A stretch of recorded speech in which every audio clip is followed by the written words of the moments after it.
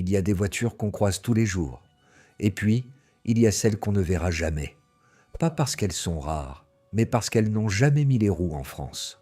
Entre les différences de goût, de normes, d'homologation ou de stratégie commerciale, certaines autos vivent leur meilleure vie ailleurs, pendant qu'on les découvre seulement sur Internet. Alors, aujourd'hui je te montre 10 voitures qui ne roulent pas chez nous. Et parfois, c'est bien dommage. En Amérique du Sud, Dacia n'existe pas. Là-bas, tout est badgé Renault. Et la Sandero y existe en version RS. Sous le capot, un 1.6 litres 4 cylindres de 145 chevaux et jusqu'à 150 en version éthanol. Boîte manuelle, châssis affûté et un look franchement sympa. Le tout vendu autour de 15 000 €. Pas mal, non? Sauf qu'en France, on n'y aura jamais droit. Pas d'homologation euro, pas de normes de sécurité NCA pressantes. Bref, trop fun pour l'Europe, visiblement. 4 mètres de long, 7 places. Oui, c'est possible. Le Renault Triber, vendu en Inde, c'est le champion de l'optimisation. Avec un tout petit moteur de 72 ou 96 chevaux, il réussit à caser 7 passagers dans un gabarit de Clio. Mais il y a un hic. À pleine charge, il reste à peine de la place pour un sac à dos. Et son poids plume, moins d'1 tonne, rend la voiture un peu flottante, sur route rapide. Bref, parfaite pour les routes indiennes, mais pas vraiment taillée pour nos autoroutes à 130. Eh bien oui, Peugeot vend un pick-up. Mais pas chez nous. Le Peugeot Pick-up, c'est une bête conçue pour les routes africaines et chinoises.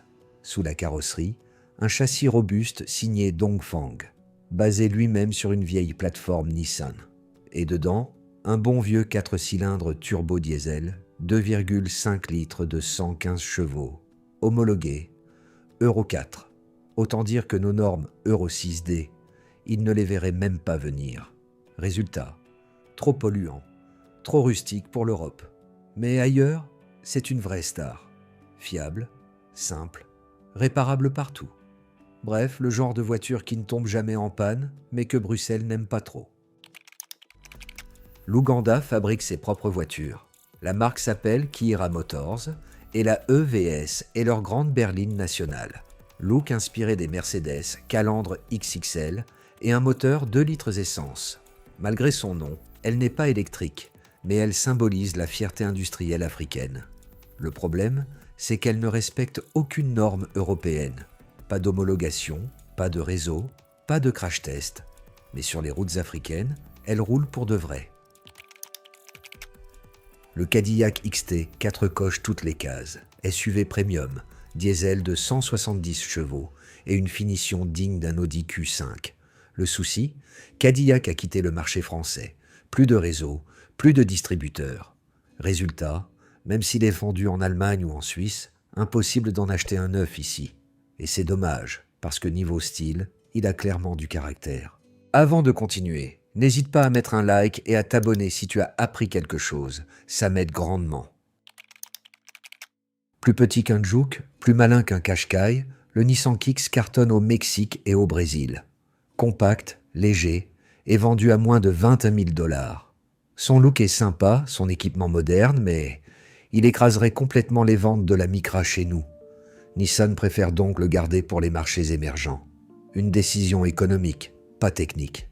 Et c'est bien dommage, parce qu'il aurait clairement sa place sur nos routes. La Honda N-Box, c'est un ovni pour nous, mais un monument au Japon. C'est une Kei-Car, une mini-voiture limitée à 660 cm3 et 64 chevaux, pensée pour les grandes villes japonaises.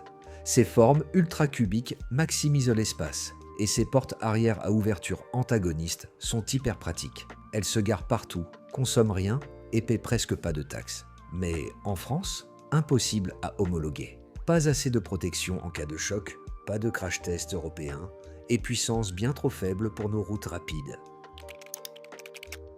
Le nom ne dit peut-être rien, mais en Chine, c'est une légende. Le Hongguang, c'est le monospace du peuple. Plus de 5 millions d'exemplaires vendus depuis 2010.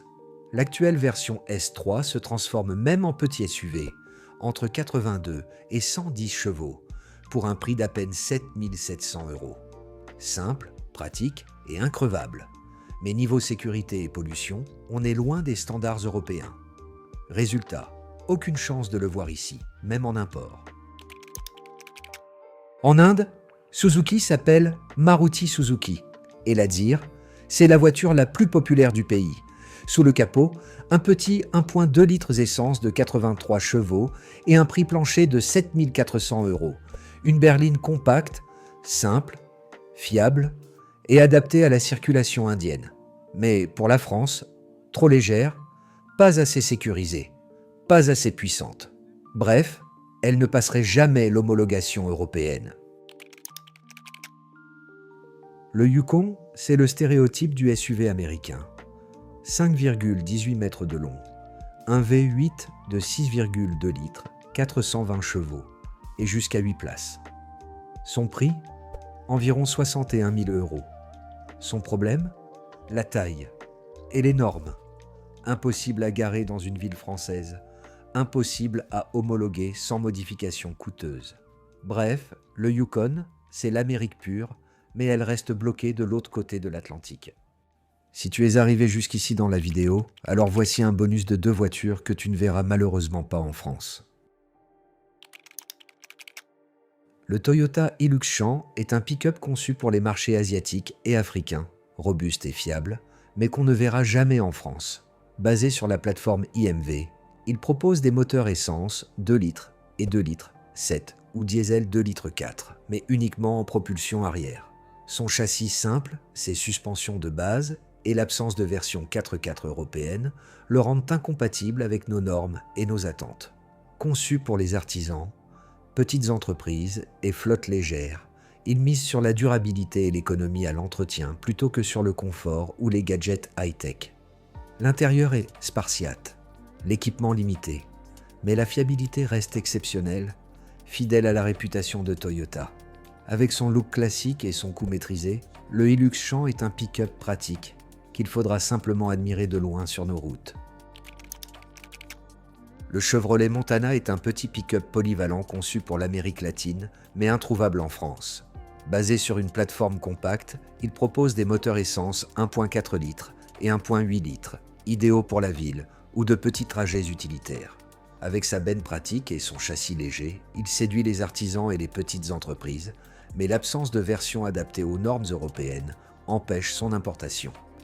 L'intérieur reste simple et fonctionnel, l'équipement limité, mais le Montana reste fiable et économique à l'usage. Compact et maniable, il joue le rôle d'outil de travail avant tout. Un pick-up pratique et abordable, qu'on ne verra jamais sur nos routes. Ces voitures, on ne les verra sans doute jamais sur nos routes, mais chacune raconte une histoire, celle des besoins locaux, des lois différentes et des marchés qui ne se ressemblent pas. Et toi, dis-moi, laquelle tu aimerais voir débarquer en France ? La Sandero RS, le Nissan Kicks ou le monstre américain GMC Yukon ? Dis-le en commentaire. Abonne-toi si t'aimes ce genre de découverte. Et surtout, garde l'œil ouvert, le monde regorge de voitures qu'on n'imagine même pas.